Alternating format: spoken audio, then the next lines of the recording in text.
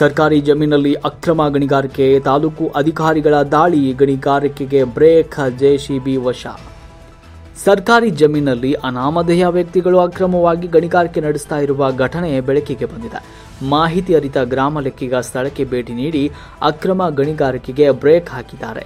ಗಣಿಗಾರಿಕೆಗೆ ಬಳಸ್ತಾ ಇದ್ದ ಜೆಸಿಬಿಯನ್ನು ಕೂಡ ವಶಪಡಿಸಿಕೊಳ್ಳಲಾಗಿದೆ.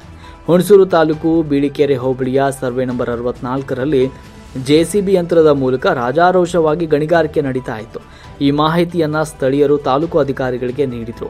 ಸ್ಥಳಕ್ಕೆ ಗ್ರಾಮ ಲೆಕ್ಕಾಧಿಕಾರಿ ಆನಂದ್ ಹಾಗೂ ಇತರರು ಭೇಟಿ ನೀಡಿ ಪರಿಶೀಲನೆ ಮಾಡಿದಾಗ ಯಾವುದೇ ಅನುಮತಿ ಪಡೆಯದೆ ಅಕ್ರಮವಾಗಿ ಗಣಿಗಾರಿಕೆ ನಡೆಸ್ತಾ ಇರುವುದು ಖಚಿತವಾಗಿದೆ. ಕೂಡಲೇ ಗಣಿಗಾರಿಕೆಗೆ ಬ್ರೇಕ್ ಹಾಕಿದ ಆನಂದ್ ಜೆಸಿಬಿ ವಶಕ್ಕೆ ಪಡೆದಿರುವುದಾಗಿ ತಿಳಿಸಿದ್ದಾರೆ.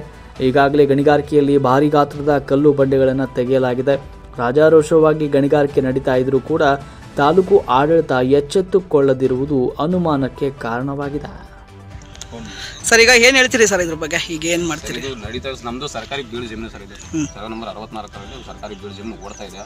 ಇಲ್ಲಿ ಯಾರು ಮಾಡ್ತಿರೋ ಪಾರ್ಟಿ ಯಾರೂ ಇಲ್ಲ ಸರ್. ಇವ್ರಿಗೆ ಯಾರು ಹೆಚ್ಚಿದ್ದಾರೆ ಅವ್ರ ಹೆಸರು ಏನು ಹೇಳ್ತಾ ಇಲ್ಲ. ಸದ್ಯಕ್ಕೆ ಗಾಡಿ ಇದನ್ನ ತೆಗಿಸ್ತೀವಿ, ಸೀಸನ್ ಪಕ್ಕ ಮಾಡ್ತೀವಿ. ನಮ್ಮ ವರದಿನ ಸರಿಗೆ ಕಳಿಸ್ತೀವಿ, ಕಳಿಸ್ಕೊಡ್ತೀವಿ ಸರ್. Okay, thank you.